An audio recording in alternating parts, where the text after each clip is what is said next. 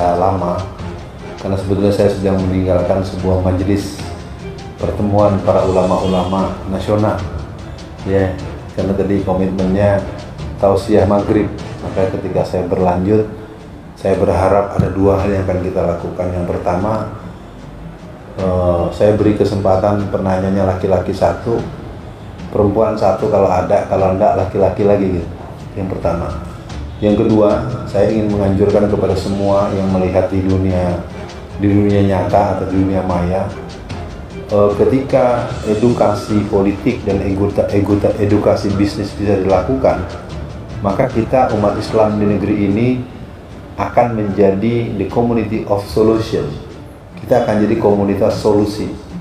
Karena kalau mau kita buka jumlah konglomerat di Indonesia ini, yang pribumi muslim itu cuma 0,002%. Yang biar diketahui, negeri ini dikuasai oleh hanya 2% saja orang yang bertinggal di negeri ini, dan mereka menguasai hampir 90% potensi ekonomi, sumber daya alam, dan kekayaan negeri ini jelas sangat tidak bisa kita biarkan.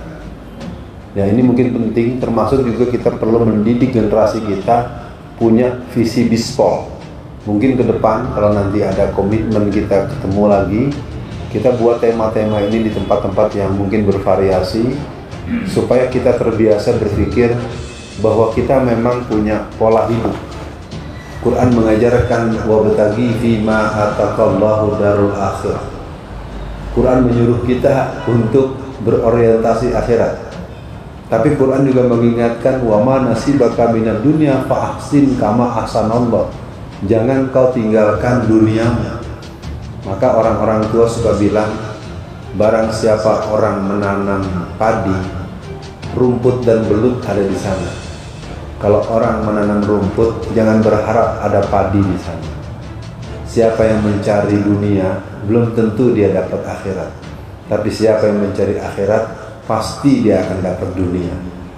Mudah-mudahan filosofi ini terpegang kuat oleh kita di tanah bumi lancang kuning atau juga kita semenanjung Melayu ini, karena negeri kita sedang membutuhkan solusi politik dan solusi bisnis. Walaupun mungkin orang akan mentertawai kita, tetapi saya berpandangan energi kesadaran kita, energi cara berpikir kita yang jauh ke depan, itu akan membuat kita punya daya solusi. Kita tidak akan lagi melihat orang-orang kebingungan besok makan apa.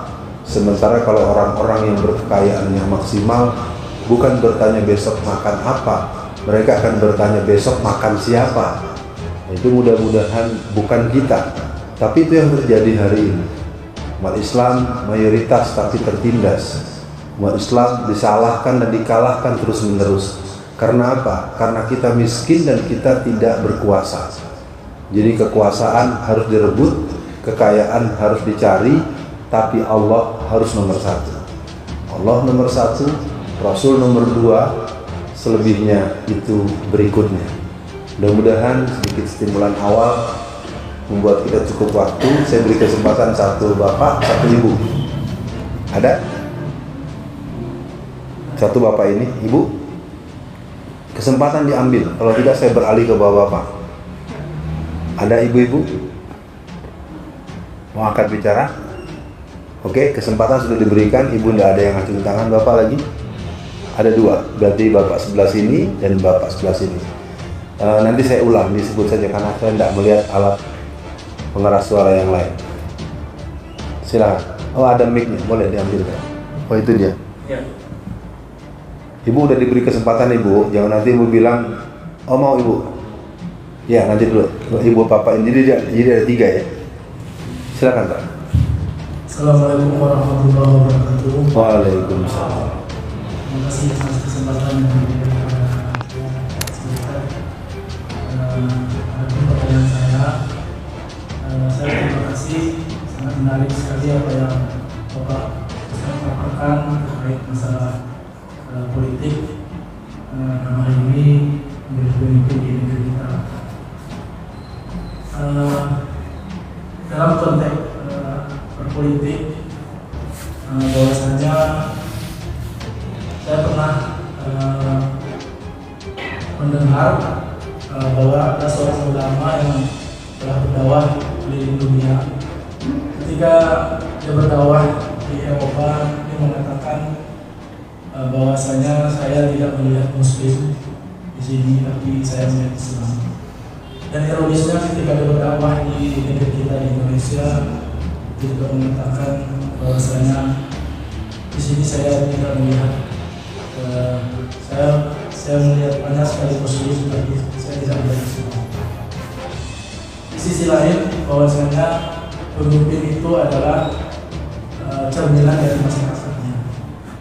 Pertanyaan saya dalam konteks memperbaiki kehidupan kita berbangsa ini, apakah memang dari pemimpin yang mesti kita perbaiki atau malah sebaliknya harus dari bawah dulu kita memperbaiki ini?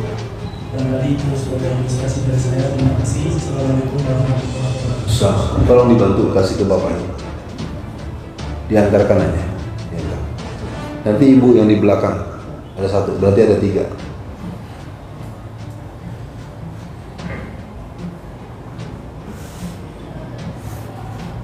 Silakan. Assalamualaikum warahmatullahi wabarakatuh. Salam. Nicknya belum dibetul nih. Dibantu. Assalamualaikum warahmatullahi wabarakatuh. Waalaikumsalam. Saya itu sebelumnya ingin bertanya Ustaz, maksudnya memang kemajuan Islam itu sendiri nggak lepas dari peran politik dan ekonomi yang dominan. Nah, saya di sini pengen tahu dari sisi ekonomi atau kalau dari bahasa Islam itu sendiri namanya muamalah. Sejauh ini yang saya dengar dari para ulama itu langkah atau seruannya itu masih terlalu general Ustaz. Nah, yang ingin saya tahu di sini langkah spesifik apa yang kita bangun untuk bermuamalah tersebut selain ditinjau dari modal sebagai critical point itu kan.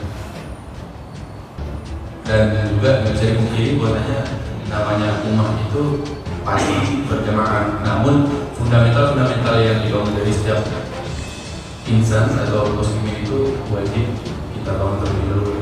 Ya, terima kasih. Salam. Tolong berkenan dikasih ibu di belakang. Diambil bu, kesempatan ibu. Adek kasih bantu dek. Kita tidak membuka termin berikut, jadi tolong disimak. Nanti saya akan buat stressing dan next action. Please bu. Assalamualaikum warahmatullahi wabarakatuh. Salam. Strategi untuk umat Islam sendiri dalam memenangkan presiden yang akan datang, khususnya presiden kita Pak Muslim. Karena saya lihat pemerintahan kita sekarang yang zalim ini di saat itu terlalu banyak yang sudah gugur di TPS di tempat. Strategi apa dan dorongan apa dari kaum muslimin sendiri supaya kita bisa bersatu, tidak sampai terjadi lagi seperti tahun kemarin. Terima kasih. Assalamualaikum warahmatullahi wabarakatuh. Salam. Oh nambah lagi, jadi 2-2. Iya. Silakan ibu. Bismillahirrahmanirrahim. Assalamualaikum warahmatullahi wabarakatuh. Bisa. Ustaz, saya ini ibu rumah tangga biasa. Jadi memang kalau bicara politik awal sekali. Jadi pertanyaan saya ini bukan politik yang sangat tinggi menurut pikiran saya, Ustaz. Pertanyaan saya hanya bagaimana cara bergaul yang baik. Kebetulan saya tinggal di kiri kanan tinggal non muslim. Nah, mau tidak mau tentu saya bergaul dengan orang itu dan orang itu pun baik-baik dengan saya, gitu kan? Yang baik-baik mereka semua dengan saya. Jadi pertanyaan saya, Ustaz, bagaimana cara bergaul yang baik dengan non muslim itu, Ustaz?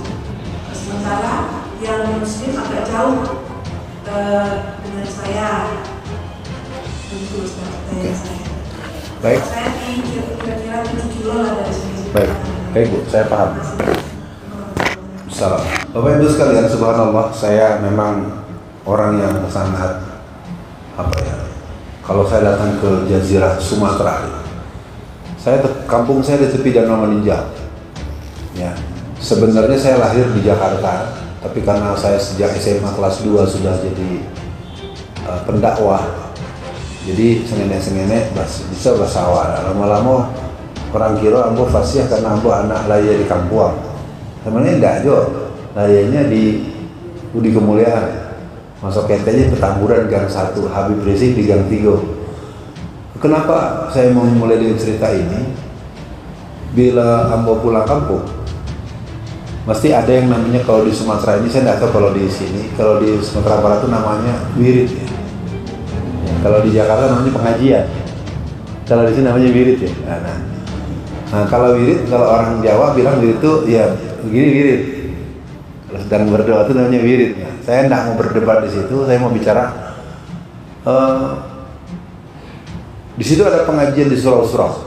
Ada surau Ampua, surau Sidang, surau-suranan, ada dake tabe, dake sawah. Nah, bila induk-induk mendangasi Alfian kau pulang kampung, kamu tahu mana biasanya nan ada di wirid atau di pengajian tuh nan ada paling banyak 5 balik orang, 25 orang. Tapi tiba di si Alfian kau pulang kampung, di Bancah, Meninjau, Bukit Tinggi, Kelampe Pulampe, Kasuwo Bayua, Kakida, daerah Bancah, Meninjau dah.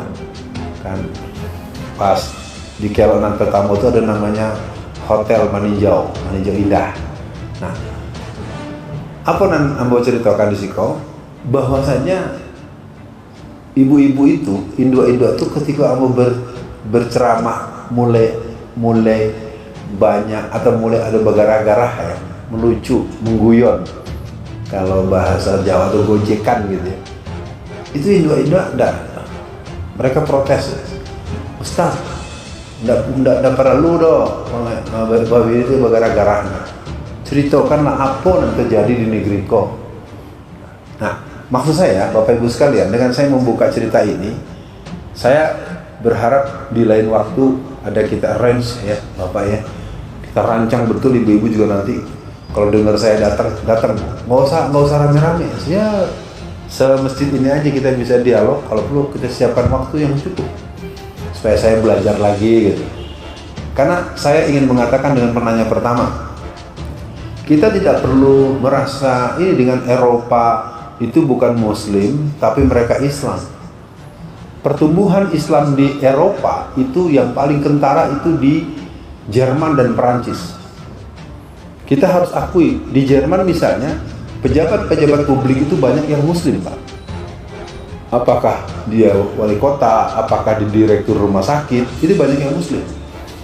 Maka di Jerman itu kalau ada seorang ibu mau melahirkan, ibu hamil 9 bulan datang ke rumah sakit, itu baru saja di teras gerbang rumah sakit itu disongsong oleh baik satpam, baik suster jaga maupun dokter jaga. Jadi ketika ibu yang mau melahirkan kan kalau udah 9 bulan berat Bu ya, jalannya Bu ya, nggak bisa buru-buru, udah silahkan duduk, tunggu sebentar. Apa kata dokter? Ibu, kita akan usahakan ibu melahirkan dengan normal. Tolong diikuti alur saya. Jadi ketika seorang hamil tua di usia 9 bulan masa kandungan dalam perutnya, secara standar ilmu kedokteran atau ilmu kesehatan atau ilmu kehidupan, orang itu masa mengandung 9 bulan 10 hari. Maka dokter yang ada di rumah sakit di kebanyakan di Jerman itu akan menyongsong si ibu hamil itu dengan anjuran tenang.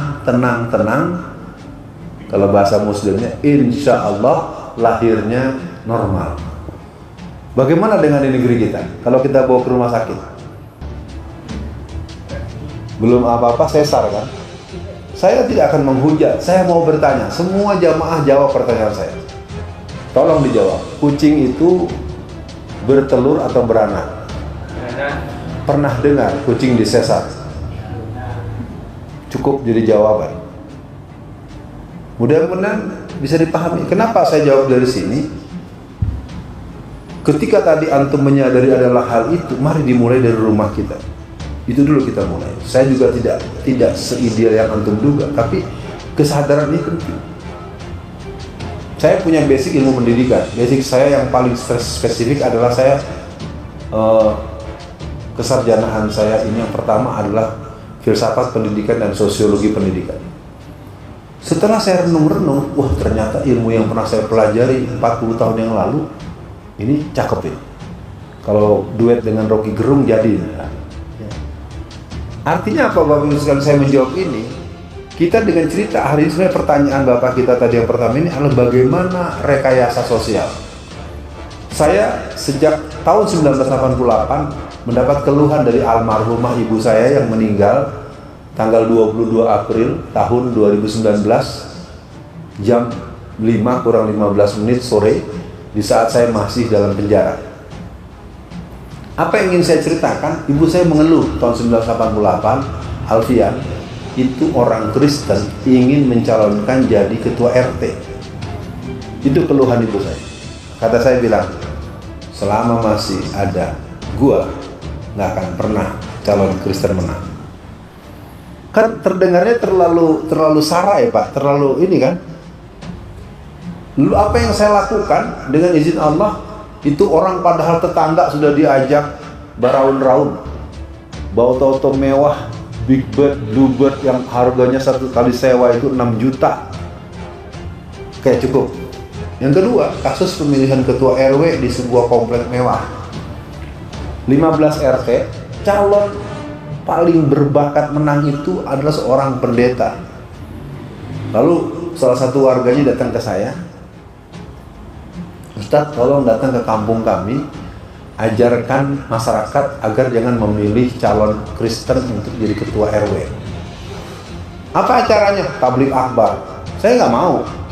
Saya bilang kalau dia selama ini sudah membagi uang, membagi beras, menolong tetangga yang sakit, membiayai tetangga yang uang kuliahnya belum lunas, lalu tahu-tahu saya datang, saya tablik akbar, bisa dibunuh orang saya. Loh, Ustadz kok nggak mau belain agama? Enggak, saya tidak mau pakai cara itu. Boleh saya pakai cara lain? Nah, cara lainnya nanti di lain waktu kita bahas. Yang jelas dia tidak menang. Dia tidak menang dengan 527 suara. Jadi saya ingin mengatakan pada Bapak Ibu sekalian, saya ini memang dari dulu mengambil peran sebagai koki politik. Ya. Dan setiap yang saya urus, kalau kata orang memasak di dapur, tiba sampai ditampai makan, lama mana kok? Jadi, ya, kita telah berhasil melakukan banyak hal dan pembicaraan yang mungkin nanti perlu disepakati, tidak perlu ke dunia maya dulu. Kita perlu main eksperimen dulu di sekitar sini. Karena kita tahu di sini saja orang yang pernah jadi pejabat itu bukan orang yang berjiwa Islam. Ya, saya nggak perlu nyebut nama, nanti kena pasal hukum saya kan. Anda harus tahu, ketika pemimpin itu tidak berjiwa Islam, kita jangan berharap bahwa tadi betul dong. Agama pemimpin tergantung pada agama rakyatnya. Tetapi menurut saya dikombinasi saja. Saya punya kisah Bapak Ibu sekalian. Dekat rumah saya itu ada sebuah masjid namanya Salahuddin Al-Ayyubi. Di masjid itu ada, di sekitar masjid itu ada 11 RT. Ketua RT yang dipilih tidak boleh dipilih si ketua RT kalau dia tidak kelihatan subuh di masjid berjamaah. Dan ranking saf pertama. Jadi saf pertama itu, saf kedua, saf ketiga, hanya 3 saf saja di warga di sekitar masjid yang ada 11 RT itu yang boleh dipilih di ketua RT. Ketika ada pemilihan ketua RW, apa kata ulama di sekitar masjid itu? Yang boleh dipilih jadi ketua RW adalah Pak RT yang rajin ke masjid. Jadi tanpa harus menerangkan, jangan pilih RT Kristen, jangan pilih RT walaupun namanya Muhammad Jihad tapi tukang mabok, tukang main ke rumah janda. Nama kan bukan jaminan mutu, Pak. Kalau yang namanya Muhammad SAW jelas, tapi Muhammad yang tukang mabok ada. Panggilannya si Mamat kalau di Jakarta. Ada nggak orang namanya nama Islami tapi kelakuannya bejat? Ada nggak di masyarakat? Itu urusan dia, kita bukan menghakimi dia. Jadi jawaban pertama, menurut saya kita harus punya keyakinan dan mungkin kebahasa yang sering saya sampaikan, kita perlu merancang munculnya pemimpin yang punya nilai kebaikan dan perbaikan buat masyarakat. Saya mohon doanya di seluruh Indonesia, daerah-daerah yang minta saya bisa jadi pembuat resepnya, saya akan turun syaratnya, saya jangan dibayar. Nah, kalau dibayar pasti saya tim sukses, saya harus dibayar, ntar ditelepon sama saya nggak diangkat lagi. Kan penyakit orang kalau udah belum punya jabatan minta tolong terus sama rakyat ya. Kalau udah terpilih, ketemu aja pura-pura nggak kenal. Nah, nanti kita bicarakan dulu. Apa yang ingin saya katakan? Indonesia adalah yang beragama Islamnya keren. Cuma kita dirusak dengan keberadaan liberal, keberadaan Islam Nusantara. Ini adalah kelompok-kelompok yang memang disengaja untuk merusak paradigma Islam.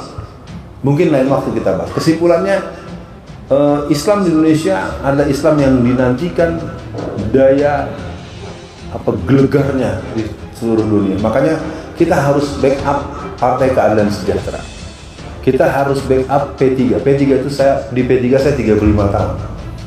ADART, 6 prinsip, 5 khidmat partai, itu keren. Dia rusaknya di orang-orangnya. Ya, PBB, ya, partai-partai Islam itu harus dibikin jadi segar dan tumbuh berbesar. Kenapa Ustadz nggak nyebut yang lain? Dalam Islam harus 3, Pak. Niatnya Islam, caranya Islam, tujuannya Islam. Sebut nama partai tertentu, misalnya partai X, dasarnya bukan Islam. Kalau dasarnya bukan Islam, salah di mana? Salah di niat. Padahal dalam Islam, innamal a'malu binniyat. Paham, Pak? Saya bukan maksa pendapat, saya ingin kita kan hidup sekali, Pak. Kalau Bapak masuk partai yang niatnya bukan Islam, tujuannya bukan Islam, walaupun pakai jilbab semua, nanti ketika ada ketentuan-ketentuan yang berhubungan dengan penegakan syariat Islam, kira-kira partai tersebut akan mendukung atau tidak? Yang bisa diharapkan memenangkan Islam sekarang di DPR itu tinggal berapa? 1, PKS, 2, P3, 3, PBB. Cuman PBB udah 3 kali pemilu nggak dapat suara. Saya terbuka ya, ini saya bicara sebagai seorang yang punya basic perjuangan politik Islam. Jangan berharap memenangkan sebuah keyakinan kita secara utuh dan paripurna kalau kita meminta resep dari orang yang tidak pernah punya cita-cita menuju kemenangan yang ada dalam ketentuan yang Allah buat. Ya, saya tidak ingin berdebat, nanti lain waktu kita buat perdebatan. Poin nomor 2. Anda tidak puas saya tahu, tapi sekali lagi saya mencoba membuat kerangkanya bahwa umat Indonesia sebetulnya butuh diskusi model begini. Saya tidak boleh dibiarkan jawab semau saya, perlu ada feedback. Tapi ini ada 4 orang dan sudah jam 8:10. Yang kedua, peran politik dan ekonomi, muamalah, seruannya terlalu general. Betul. Ini satu wilayah yang membuat kita harus berhitung. Makanya kenapa ketika tokoh Islam muncul dengan kemampuan membuat detailisasi program, sebutlah misalnya Profesor Dr. Raji Ismail Al-Faruqi. Raji Ismail Al-Faruqi ini adalah seorang ulama ahli ilmu peradaban. Dia adalah orang Palestina yang besar di Arizona di Amerika. Pada tahun 1982 dia dibunuh oleh tentara pasukan khusus Amerika. Dia dibunuh oleh seorang atau beberapa orang pasukan khusus Amerika karena dia sempat membuat sebuah buku yang berjudul Islamic Civilization, peradaban Islam. Jadi kalau berbicara Islam itu kita, makanya saya bilang tadi, jangan sekedar minta libur hari Jumat. Kalau mau membangun Islam, pastikan dulu ya, sholatnya, wudunya jangan habis tangan langsung kaki, atau pakai ihram terbalik ya. Bapak belum bisa ketawa karena lupa lagi kan dengan peristiwa yang pernah terjadi 10 tahun yang lalu ya. Ya kalau begitu saja, atau sholat zuhur dizaharkan ya, belum pernah tahu ya, nanti cari tahu deh ya. Kalau sholat zuhur dizaharkan lalu itu dipimpin oleh orang yang punya otoritas kekuasaan negeri kita, apa yang mau kita harapkan? Bapak paham zuhur dizaharkan? Kalau sholat zuhur dizaharkan salah apa salah? Ya salah lah. Saya ingin katakan, pertanyaan abang ini perlu direnungkan. Kenapa kita sebut misalnya Quran ini? Karena Quran ini adalah, kalau kita belajar ilmu matematika, ini rumus utama. Maka ketika orang menyebut ada yang namanya perbankan syariah, lalu banyak istilah-istilah dari mudarabah, musyarakah, segala macam, saya tidak mengerti, Pak. Tapi intinya, di seluruh dunia diakui betul solusi perbankan di seluruh dunia adalah perbankan syariah. Kalau perbankan syariah dianggap solusi untuk ekonomi di seluruh dunia, maka berarti politik syariah juga solusi dong. Kenapa politik syariah itu belum terpahami? Karena kita memang tidak mendapatkan ruang dan peluang yang sama. Atau militer syariah. Punya bukti kita? Lihat Afghanistan. Tanggal 15 bulan Agustus tahun 2021. Afghanistan melakukan proklamasi kemerdekaan Taliban. Futu Afgan. Setelah Mullah Omar memimpin perjuangan bersama dengan teman-teman yang sebetulnya Mullah Omar itu bukan presiden, tetapi dia semacam komandan laskar. Satu hari dapat keluhan dari seorang warga, ada 2 orang perempuan diculik oleh para laki-laki nakal. Maka dengan 30 orang pasukannya si Mullah Omar itu, yang konon Mullah Omar itu matanya tinggal 1. Maka akhirnya dia dapat simpatik, ringkesnya tahun 1996 sampai 2001 akhirnya kembali direbut oleh Amerika. Sejak tahun 2001 sampai tahun 2021, 20 tahun, anak-anak yang dulunya adalah pembersih daripada selongsong senjata, anak-anak yang membesarkan moncong-moncong dari tank-tank yang dimiliki oleh pasukan mujahidin dengan 7 satuan mujahidin dari Hikmatyar, Gulbuddin Hikmatyar, Yunus Khalis dan segala macam, maka muncullah kelompok Akhundzada dan kawan-kawan. Maka pada tanggal 15 Agustus tahun 2021 Afghanistan mengumumkan kemerdekaan. Amerika yang selama 20 tahun bercokol di negeri mereka harus hengkang dengan kematian lebih dari 8 sampai 10.000 orang dan kerugian 14.000 triliun. Kenapa pasukan Afghanistan yang bernama Taliban bisa memenangkan dan merebut kembali kemerdekaannya? Karena dia belajar militer, tidak berguru kepada militer Amerika dan tidak berguru pada militer Rusia. Saya katakan, saya bicara di bumi Melayu nih, kita bisa membuat Indonesia ini. Negeri ini nggak akan pernah kuat. Lihat, ada Soekarno, ada Hatta. Ulama-ulamanya Al-Minangkabawi, Al-Bantani. Jadi negeri ini tidak akan pernah punya kekuatan kalau tidak ada jalur Trah Sumatera. Kekuatan negeri ini ada Trah Sumatera, Trah Sulawesi, baru Trah Jawa. Jadi ketika Sulawesi, Jawa, dan Sumatera itu mengalami satu kolaborasi, kita punya harapan untuk membangun kembali kekhilafahan Nusantara. Tapi kan sekarang kita ditakut-takuti, nggak boleh ngomong khilafah. Kalau nggak boleh ngomong khilafah, kita melanggar undang-undang yang mana? Kan sering kan kalau ada di televisi atau apa ada omongan, ya ini pengusung khilafah harus ditangkap. Ditangkapnya karena apa? Melanggar undang-undang nomor berapa?